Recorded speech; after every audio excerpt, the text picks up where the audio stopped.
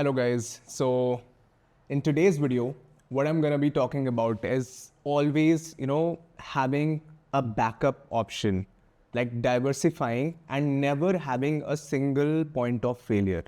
So that's what I'm talking about today. And I have made a little presentation for you. So let's go into it and let's see. So if you depend on one thing all the time, that's just bound to fail. And in life, you should never have a single point of failure. So now in business, in skills, in relationships, in health, if you have a single point of failure, you are just gambling. So it's like if you are dependent on one thing, that is invisible debt, and that you have to pay later with interest. If you have one of anything critical, you are just one incident from zero. So let me explain all of this in one, from my personal example. I started drop shipping to the US market back in 2017 or 2016, right? And back then, everything was easy. Everybody was running Facebook ads. Everybody was, scaling to crazy numbers, and it was, great. Everybody was making money. But then I did that for 2 years. I built a big business out of it. And one day, Facebook ads shut me down. Like, they just disabled my ad account for no reason whatsoever. And it happens with Facebook. People say that you got zugged. So what zugged means is your ad accounts just go down and you can't just appeal it. So that happened, and it was my single point of revenue, and it hurt a lot. And then I decided that I will not have a single point of failure.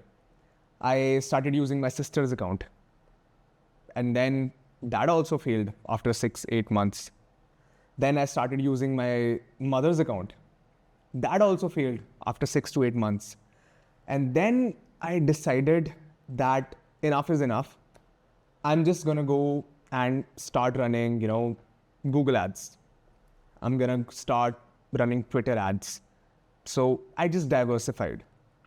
And lo and behold, I started running Google ads, and we were doing such good numbers with Google search that I started Google shopping ads. And Google shopping just unlocked, it was another diversification. So it unlocked another, revenue source for me. We made so much money. Then I diversified into, YouTube shorts. Then back in 2020, so I'll come back to that later. So then we started running TikTok ads. If you remember back in 2020, how much profitable those ads were, that was crazy.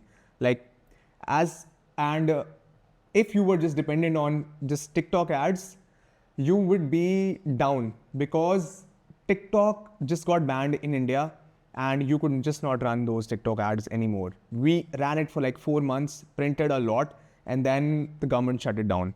So we were just out of luck. That's what happens when you have a single point of failure. If I was dependent 100% on TikTok ads, I would be, in a corner, crying. But since we had multiple options, I even ran Pinterest ads, and Pinterest ads were performing like anything. They were crazy profitable. So the moral of the story is always diversify.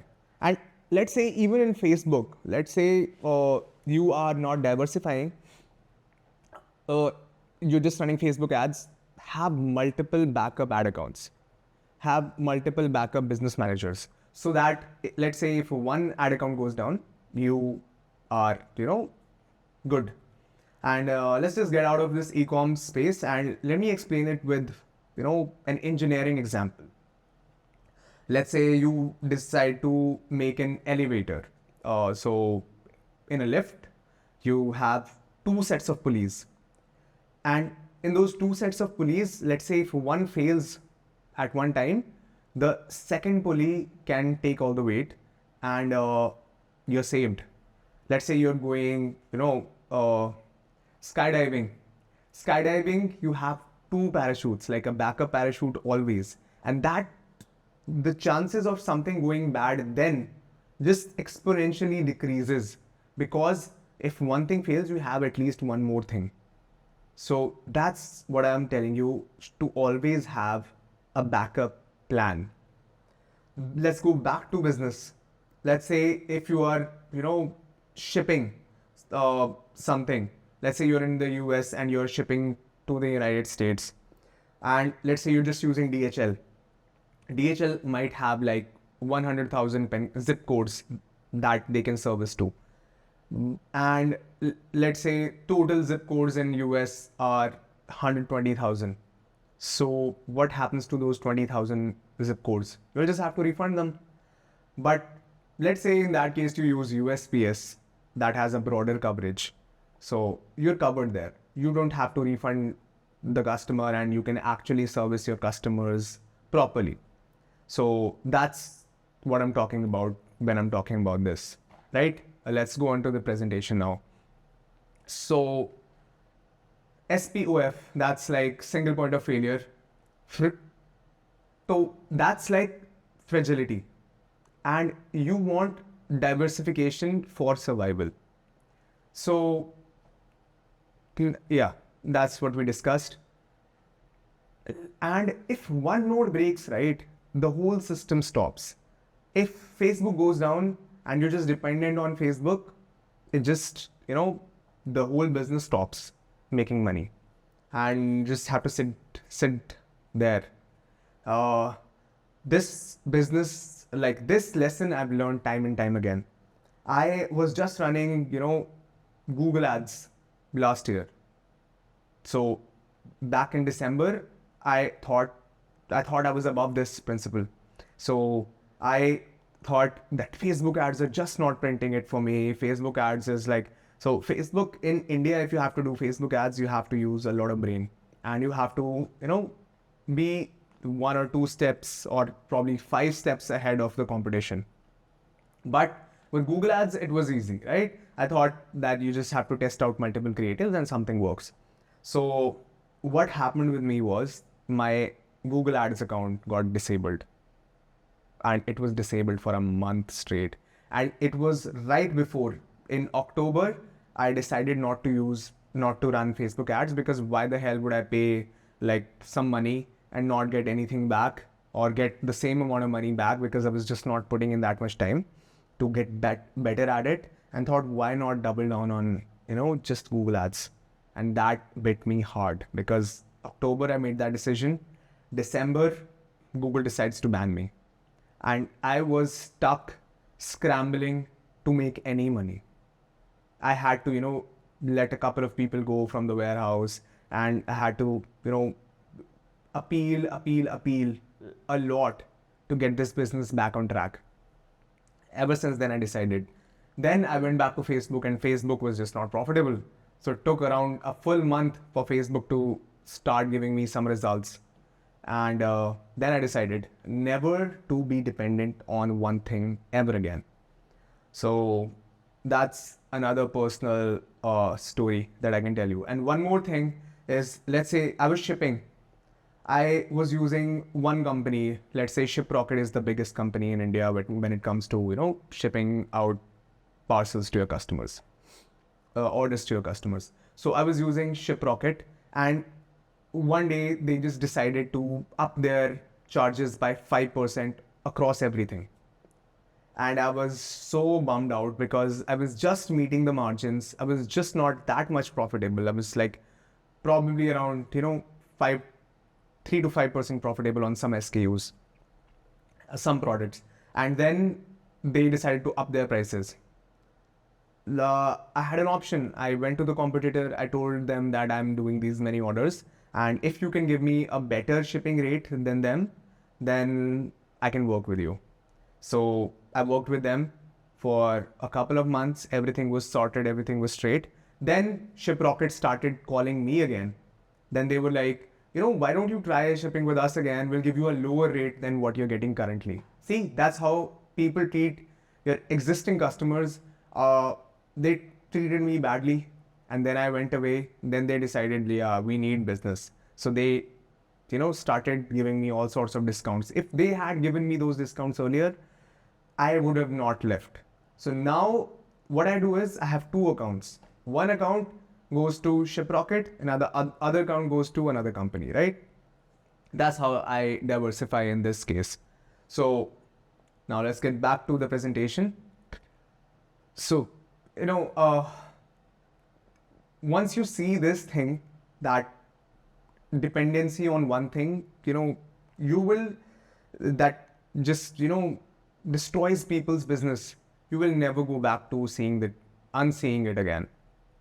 So stability, it feels safe. Like if you're just, doing one thing and one thing only, you feel safe. You will feel happy. But once that thing just stops working, you will simply just, go back to zero. And variety just feels risky. But both, you have to manage a balance. So we'll talk about the Pareto principle next. Yeah, so that's the barbell strategy. That's like the Pareto principle. The 80-20 rule, right?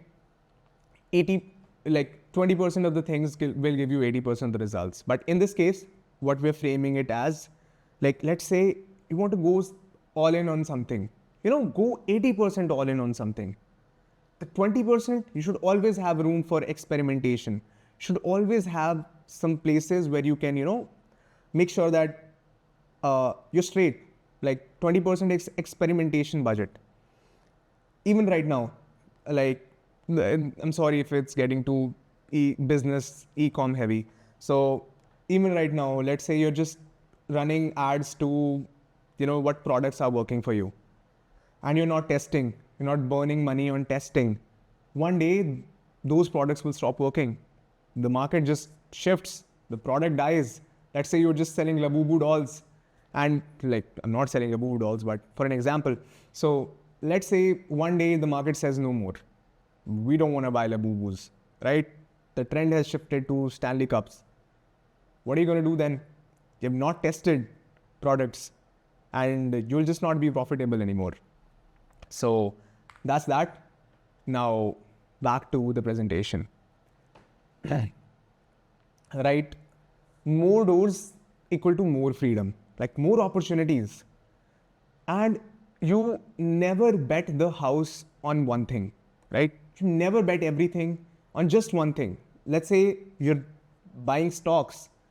You just don't, that AI is working, like AI is doing really well. You want to buy AI stocks, but you will just not buy a lot of AI. You will buy some consumer stocks as well, right? Let's say you do 50% AI. The next has to be consumer, defense, healthcare. That's how you will structure your portfolio. Right now, let's say I'm investing in the US market.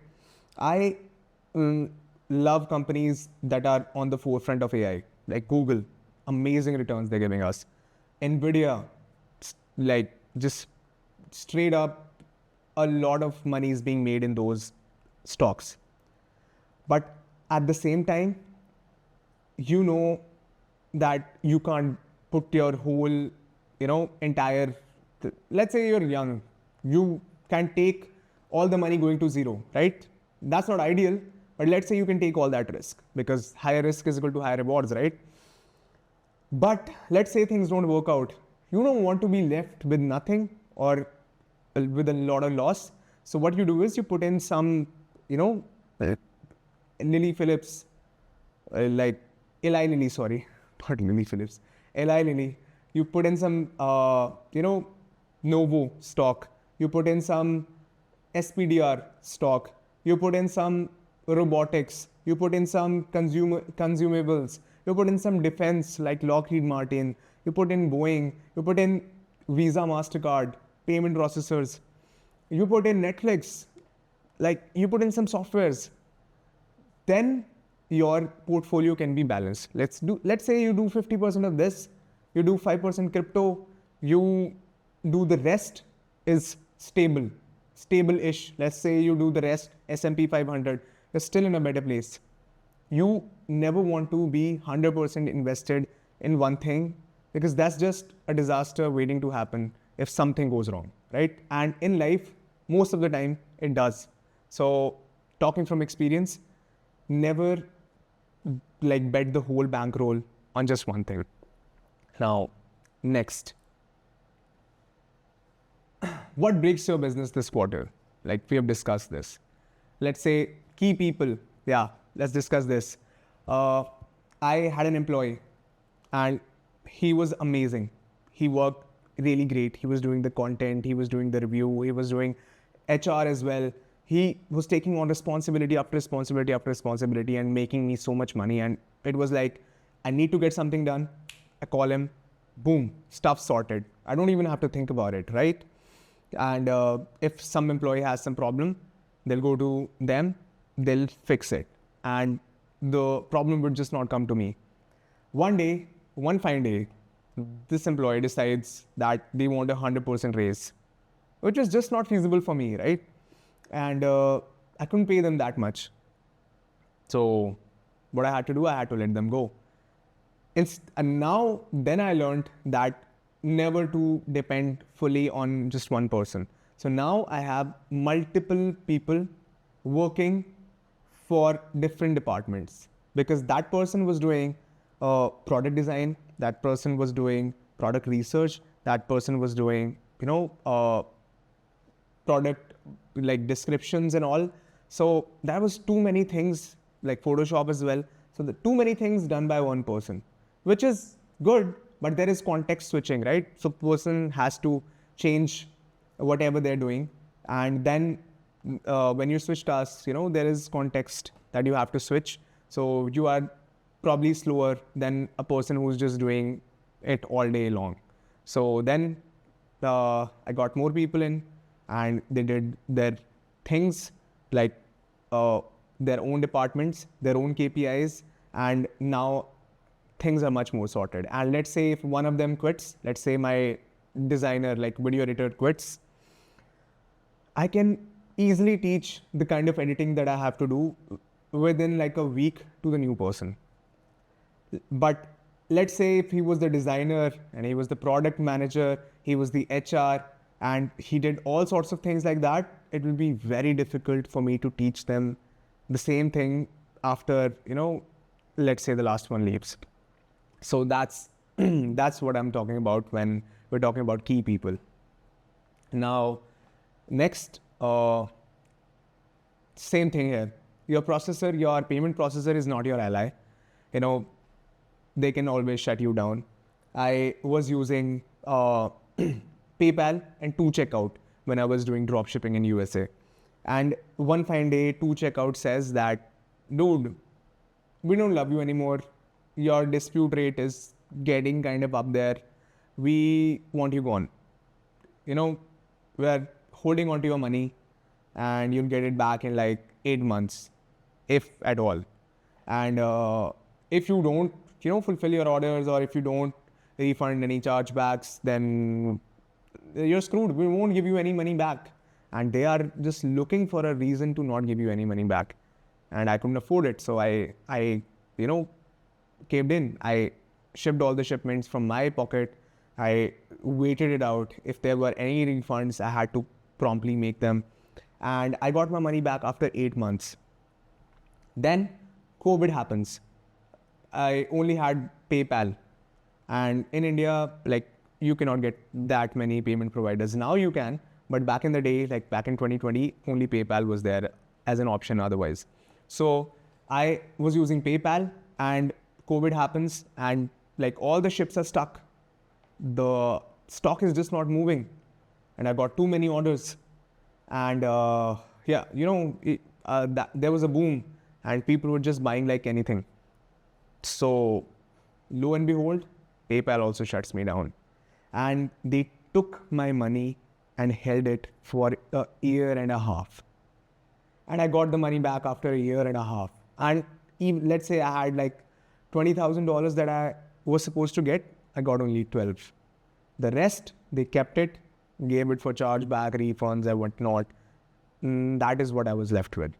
So that is what I mean when I talk about your payment processor, like never having all your, eggs in one basket.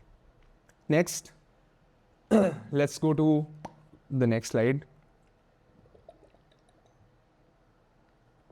Yeah, Meta ban waves, bans on Meta are just the next thing. Like in our lingo, people say that you got zucked. Zucked means that your ad accounts just scrapped out. You can't do anything about it, right? And most of the time, there's no recourse. Like, let's say Meta bans your account, you're done for. You keep on appealing. Most of the time, let's say 90% of the time, the account will not come back. Let's say 95% of the time, sometimes they're very strict, 95%, 99% of the time, the account will not come back. Sometimes they're very lenient, sometimes the account comes back. You have to know the tricks, right? So that happens. So and in our business, agencies, you should learn from them. Agencies, they know all the sources and they are never dependent on just one BM, one ad account. They have multiple of everything, because they know if one thing shuts down, they can't lose business over it. So they will have like a Google ad account, a Facebook ad account, and even in them, they will have multiple like accounts from multiple countries, so that, it's much easier and nothing gets broken. So on to the next slide.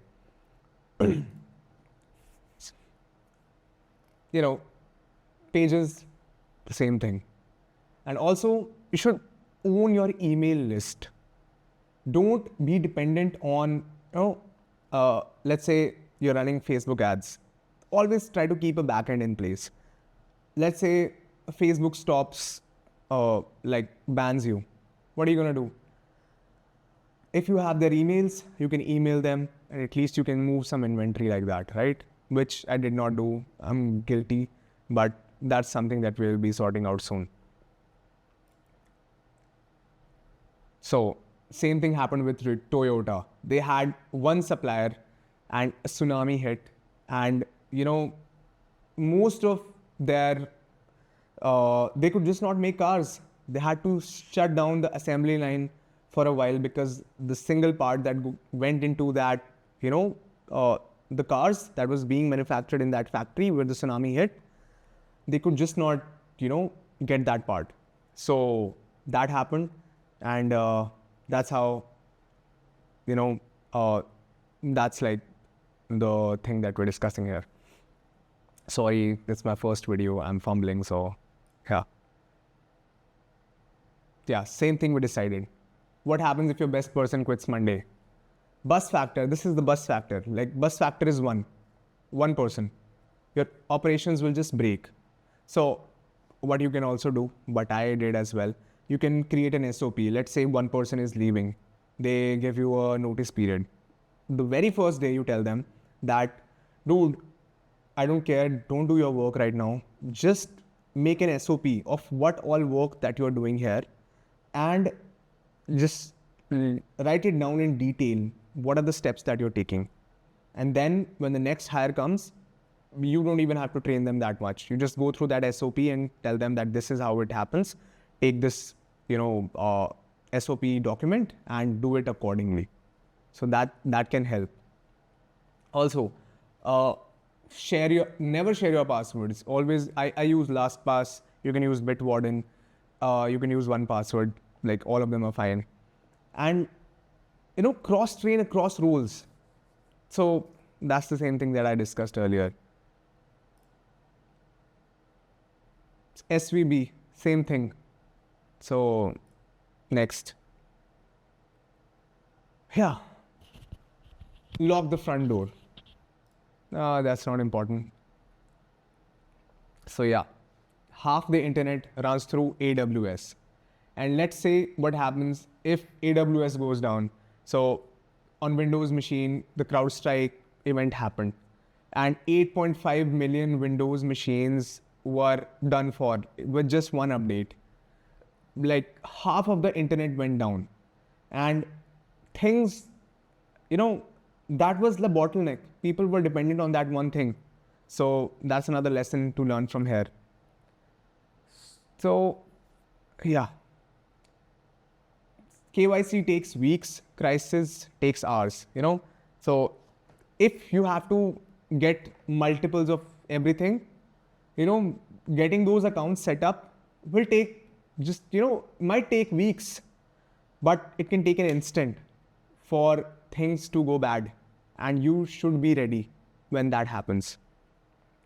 You cannot start when you are bleeding, right? You cannot start when, the inevitable happens. You have to be prepared. Always be prepared and always have a backup of a backup of a backup. Sorry, my style is to repeat the same things until it gets drilled down in the other person's mind. That's how I subconsciously operate, even in business, even in the office. I'm just like that. I like to repeat things and it can get annoying, I know. So let's just go through this fast.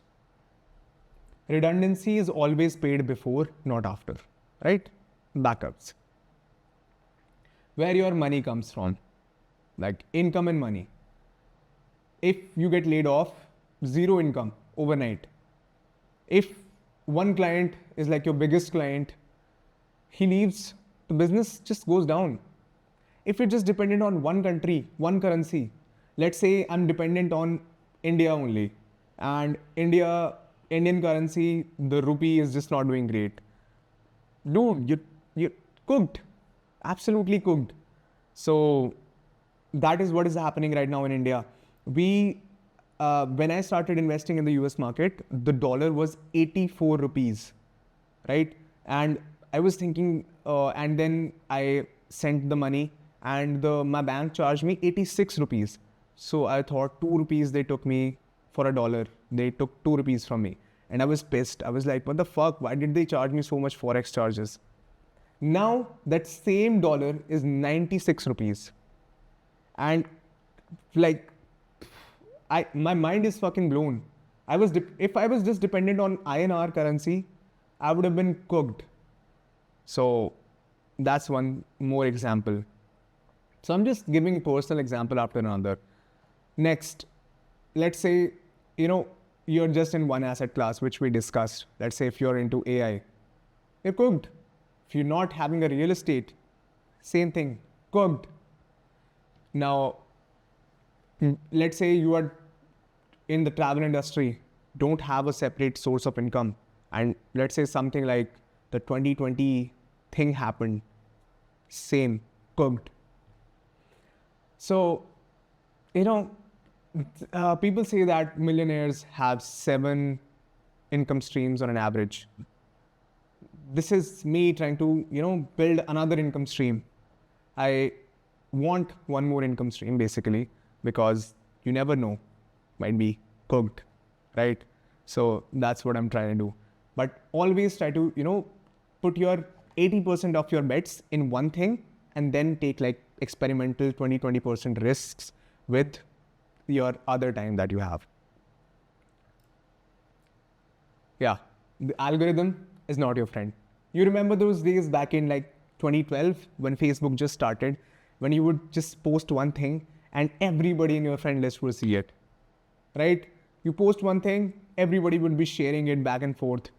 If you run like organic content, you could actually live off of organic content on Facebook back in the day. You would, have, let's say you put up a post and your product is good, people will just share it and it will just go viral and people will start buying and you will start making a lot of money without, having to run paid ads. But then what happened back in 2015, Facebook changed the algorithm. Now, less than 2% of the people see whatever you're posting. Same thing happened on Instagram. Back in 2016, the chronological feed was taken away, replaced with this normal, the algorithm. That's like the Instagram algorithm right now.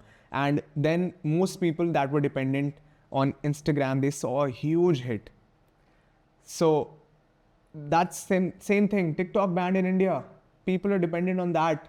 Majority of the creators made a lot of money on TikTok, and there used to be a full-blown war between YouTube and TikTok, and people were on team YouTube, people were on team TikTok. They used to battle it out. Then one day the government just shut down TikTok. Then what? What are you gonna do? Cooked. So same thing when Twitter changed their algorithm, same reach issue happened. So every platform has betrayed someone.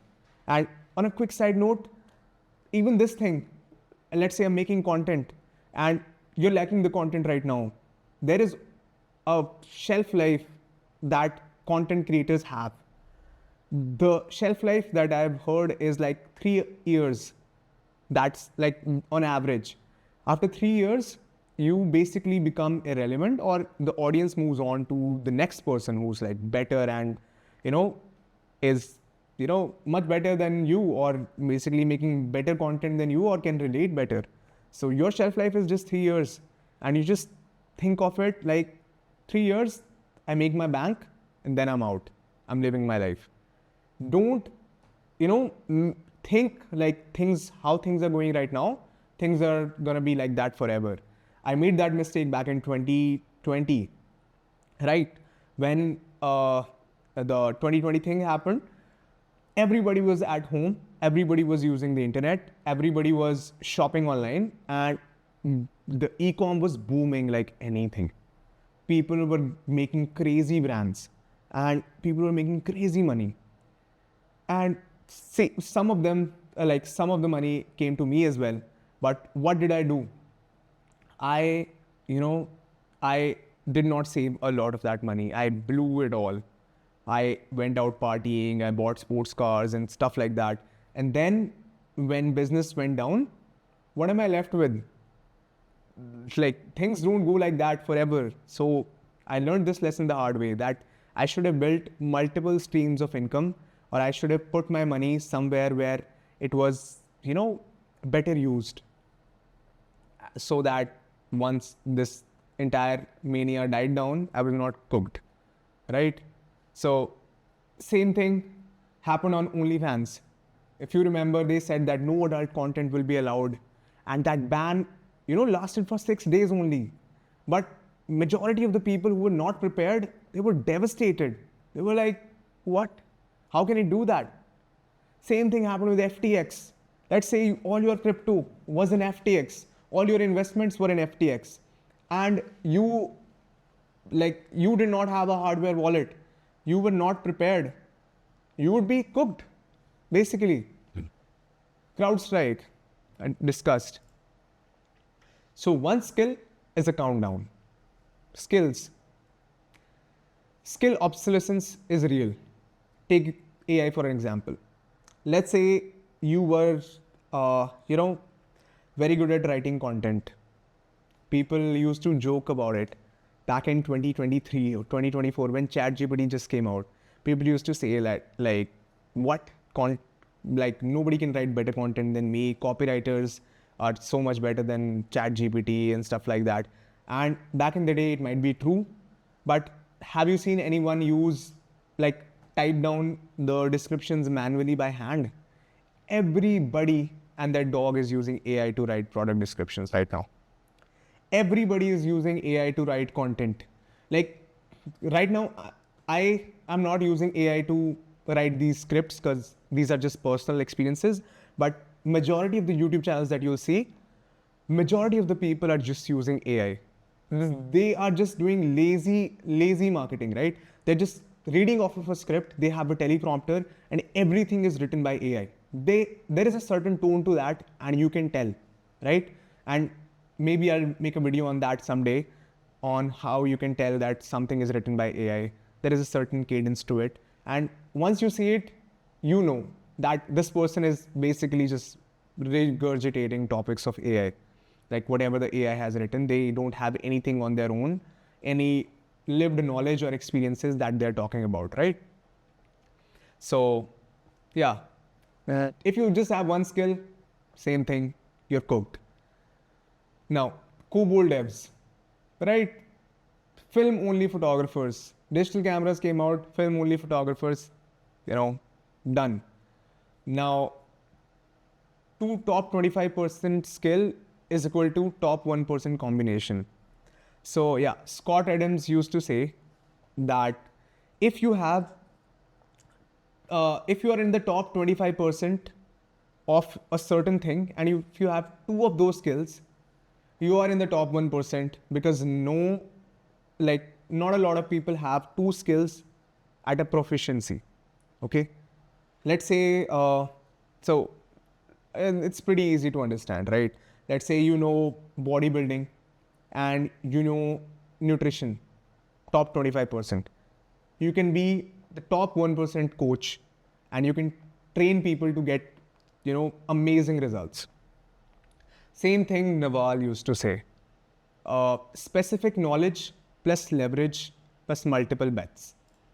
Right? Now, Dunbar's number is 150, not 1. Right? In relationships. So Dunbar number is the number that's like back in the tribes, people used to have 150,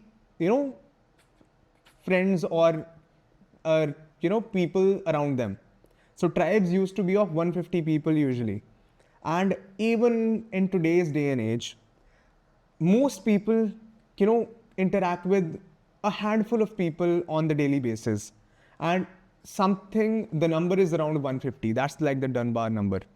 So what that means is, let's say I will at max know 150 people, and out of that, things just start dropping from memory. And you just stop, knowing a lot about people. So that's like the Dunbar number.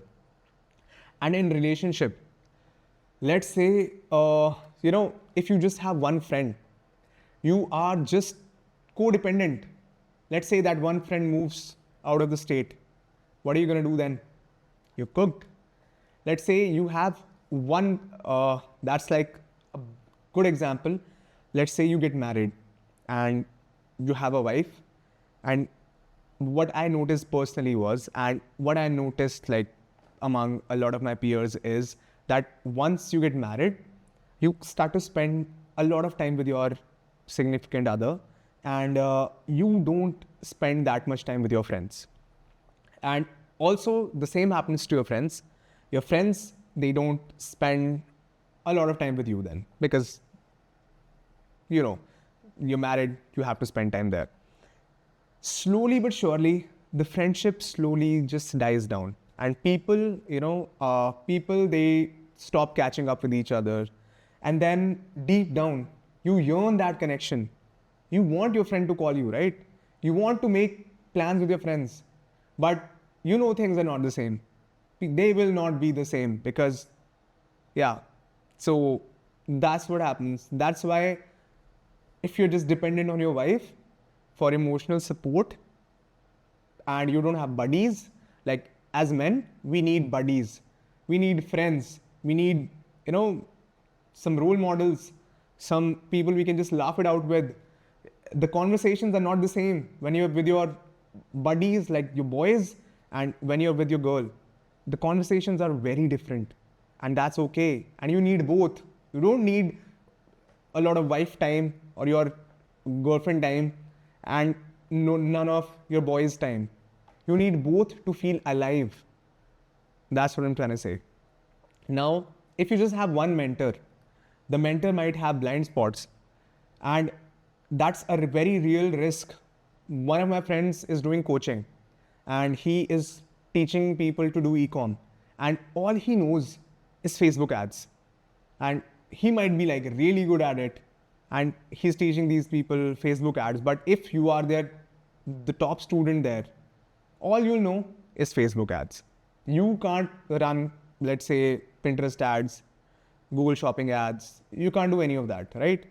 They might on their own try, but if the mentor doesn't know, they won't know. So if you just have one mentor, I would like to, you should have ideally multiple mentors for multiple fields so that there is no blind spots. And, let's say if your brother is giving you trouble you have your wife to go back to. Let's say if your wife is giving you trouble, you have your boys to discuss it out with. That's what, that's what not dependence looks like. Independence looks like, right? And that's healthy. Next, the body speaks the same way. If you do one type of exercise, there is a chance of injury. If you eat one source, bodybuilders, they're fucking stupid. Chicken and rice all day, every day. I used to be like that. Give me chicken and rice. I just want it and I'm done. No macros. We don't even give a fuck about macros, right? And it's just not good. Where are your vitamins? Where are your minerals? If you're just eating chicken and rice, that's good for a few days, but it just will not give you everything that you need, right? Same thing. If you just have one doctor, you have the same opinion. My uncle, he got sick. He had a heart surgery. Like he had a problem in his heart, and he went to a doctor, and the doctor said that, we'll have to operate on you immediately or you're dead within the next 24 to 48 hours. And he was devastated because he had a bypass surgery back like 8 to 10 years ago. And he's been on blood thinners and things are bad, right? So he was like, okay, he did not go into the pressure. He went to another doctor and the doctor told him that, there are better ways we can do it. This guy, like the first doctor, told him that we'll have to take your heart out. We'll have to put in an electronic heart and then you will live on that. It's fucking scary, right? And then the other doctor, he was like, you know what? We don't even have to do a lot. We'll just go in there, take out whatever the problem is, area, put some more, patch onto the place where there is a leakage in his heart, put a patch on it and it will just heal up and you should be just fine. We'll keep an eye on it and your original heart would work, which is much better, right? If he had just gone to one doctor, he'd be cooked. So same thing, multiple movement modes. Let's say you go to the gym and just doing one exercise. Right now I'm doing rows. I love doing, T-bar rows on the machine because I've been going to the gym for the past few years and none of the gyms had a T-bar row. I'm just going to this new gym. It has a T-bar row machine. Super happy. I'm doing it all day, every day. But now my back is so sore. I have to move on to different exercises.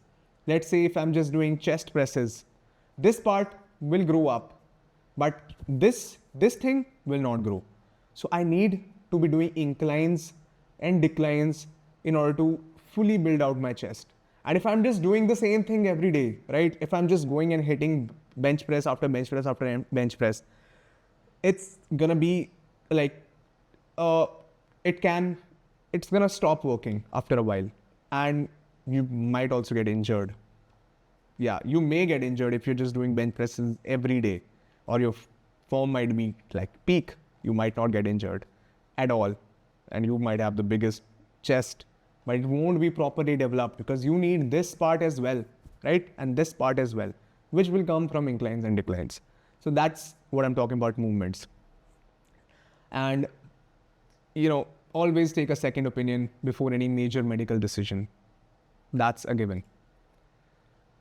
One source is an echo chamber. Let's say you are only following,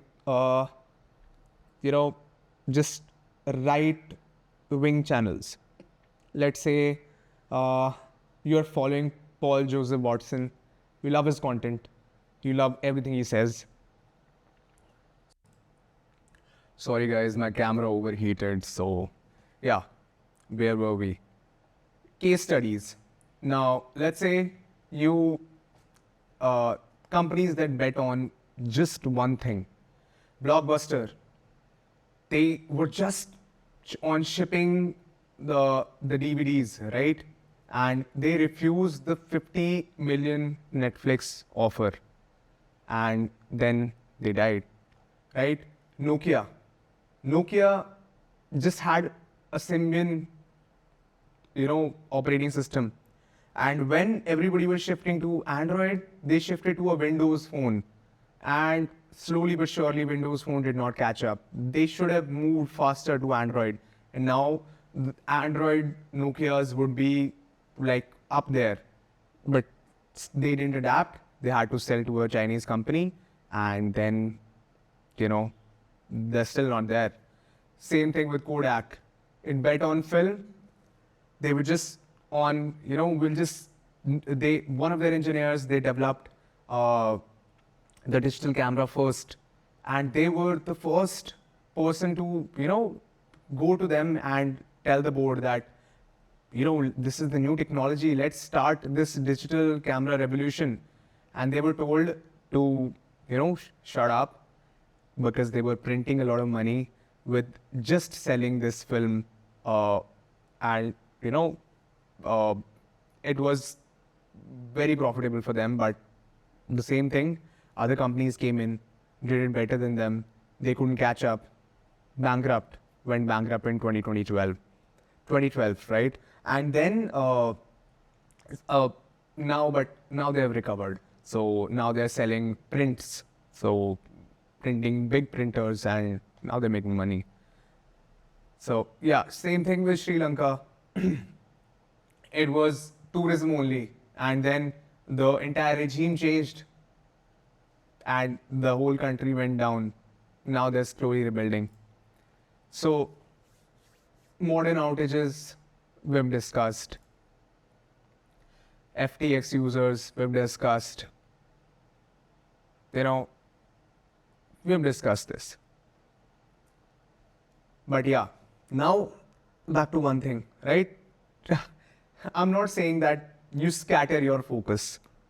I'm not saying that, don't be dependent on one thing, so do 50 different things. Try to do all of it at once. Don't spread yourself thin. You don't have to do that. Because, as I said in the previous slide, you have to be top at some things, and 80% of your time should go to that main thing. The 20% is for experimentation, right? And you don't want to be jack of all trades, master of none. Even Buffett and Munger used to say that, concentrate on big ideas. And once they read about it, they think about it, and then when they invest and they go all the way, like they did with Coca-Cola. They thought about it a lot. They studied everything, the economics and everything. And they went in and, they went in hard. Then it's not like they just stick with Coca-Cola. They made multiple other investments. But, you have to not take it, life is not black and white, right? There is always a gradient. So don't be like that you need to do everything. Try to be good at one thing first. And when one thing is sticking, just do, slowly add a couple of things so that, a little bit diversified, right? In the beginning, nobody is going to be very diversified. If something is working for you, great, keep on doing it. But as soon as you get a breather, think of things. I'm just giving you ideas, right? Think of things, how you can diversify this. Let's say you only have one friend. Now think what you can do. Go to networking events, go to, let's say you buy a sick car, go to a car meet, go meet people there. That's how you build more friends. That's how you build, diversify this situation, right? And yeah, depth in few, not breadth in many. So let's say the same thing with skills, right? Let's say I know AI, and I know computers, and I know skiing, and I know bodybuilding, and I know a lot of other things. I don't know all of them that well to be very proficient in it. Can I be top 1% of them? Can I be top 10% of them? If I can't, then that's not going to work, right? Because there is too much competition. You have to have depth in some things. So figure out what you like according to skills. I like AI, right? I like technology. I like, hardware. So I spend time there. I like gadgets. So I try to read about there. I build my skills there. Same thing with yourself. Let's say you like bodybuilding. Try to be really good at it.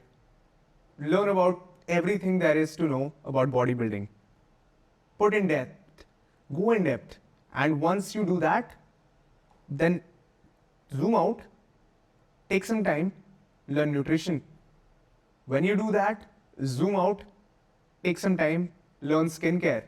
That's how you become the most professional, efficient operator, right?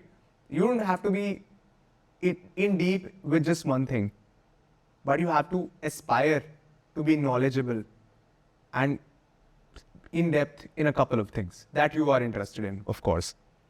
So diversify categories, not within each category, right? Same thing is if you have a Facebook ad account, don't just go ahead and get, 3 ad accounts. Try to get multiple BMs, try to get not just Facebook, sorry, try to get a Google ad account, try to get a Pinterest ad account. Start running ads on that, see what works. 2-3 strong pillars per domain, not 10 weak ones, right? And enough redundancy to survive. So redundancy, I have to talk about it. So it's the same thing, you have to have a backup of everything. And if there is no redundancy, businesses can slow down to a halt. When I was starting my shipping business, I had to buy a printer. And I was forward thinking. I thought about it. My employees were saying, why do we need 2 printers? I was like, dude, I'm not buying 2 printers, I'm buying 3. They were like, what the hell? Why are you buying 3 printers? I had bought 2 printers for the office and 1 printer at home. So that, let's say, one of the printers in the office fails, they have another printer. Let's say both of them fail, which happened once. I have a printer at home, I can take it, simply put it in the office, and the shipping will not stop because you need to print labels, right? Same thing with the thermal printer. When we moved back to thermal printing, I bought like a fancy smanchy printer, and it was the best resolution printer that we could afford, right? And that was available broadly in the Indian market. And then one day it broke down, but good thing, I had bought a cheaper printer as well, which was a backup, and that held us along till that printer got fixed, right? So that's how you have redundancy. The fragile wants tranquility, the anti-fragile grows from disorder, right? So, if you're stuck with one thing, you will just want peace with that one thing.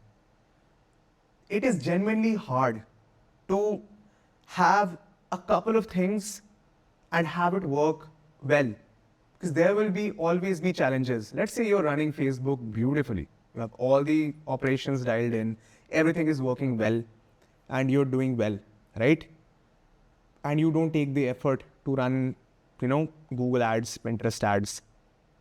And let's say one day, and you don't want to take the disorder of, stepping away or putting in a more effort and starting, Google ads, YouTube ads or something like that. One day it stops. What are you going to do then? You're cooked, officially cooked, right? So that's why you have to take the discomfort and you have to be ready before things are needed, right? One thing feels safe, many things feel messy, things are hard, but you have to do it. There's no other way around it. Sooner or later, you will have to do it. So, action items for today. Open a notebook. List out every single point of failure in your life. Income, platform, skill-wise, relationship wise, operations wise, health wise, every single point of failure, and think of what you can do to mitigate them. There is a RICE score, right? So in a future video, I'll talk about the RICE score. RICE score is reach, impact, confidence, and effort. So you have to rank those things by impact. Let's say all the things, all the points of failures that you have, and give it a pointer out of 10, and give it an urgency out of 10, and give it how much time you'll take to do that out of 10, or how many hours it'll take, right? So multiply all of them. You'll get a score. Take that score and sort it with the highest score things go on top and the lowest score things go on bottom, and keep solving from there. Build one backup for the topmost one. Right now, think of everything. And if it's easy, if it will genuinely take like 1 or 2 hours, take the pain, man. Just do it. Because sooner or later, things might change and you might need that one thing to be done, right? And redundancy feels unnecessary when everything is working. It feels like the most important investment you've ever made when things hit the fan, right? So that's that. Never depend on one thing. Comment down below if you can share what is the one thing that you're dependent on, and how you're gonna, move ahead and not be dependent on that one thing. For me personally, that is, entire business side of things. I am only making money from ecom, and one diversification would be to start this YouTube channel, which I am doing right now. Yeah, might not work soon enough, but let's say we keep on going, we'll see progress, right? And if I keep posting, something or the other might happen, right? So that's that. Let me see if there are any pointers that I needed to discuss. Yeah, that's basically all that I wanted to discuss. So let me know what your thoughts are. If you want to see videos like this, and then please do subscribe, because I'm trying to grow this. And please write down in the comments what you want to talk about next. I'll try to, give my personal experiences and whatever I know, and try to help you genuinely. Just write down the comments, and I'll take my time and build a presentation for you, and then we can go through that together. So yeah, that's it for today's video. I'll see you guys in the next one. Till then, peace out.